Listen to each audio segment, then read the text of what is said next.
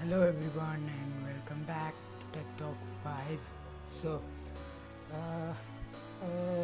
thing that I've faced in the past few years, I've used this phone is this thing, screen over. That makes me go so mad. But I thought of switching phones, but there's billions of apps in Play Store, right? So why don't check one? So I went to one. So these things are called permissions, right? So managing permissions, permission managing. That's the thing. That one there, that's the permission manager. That had all my solutions. It's cool, but not yet. Let's see how we manage the permissions for our applications.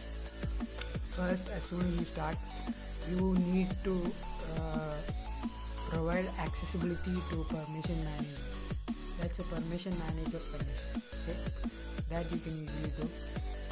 It will take you to the accessibility page, then click on permission manager, then just on it. Now go back, then press storage in uTorrent. Now I've taken uTorrent. It will do it on its own. Now it will location as well.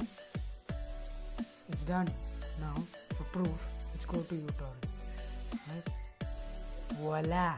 How about that? It's done, right? Now you want to say off those permissions or disagree those permissions, or you don't want to grant those permissions. So you can do it in the settings.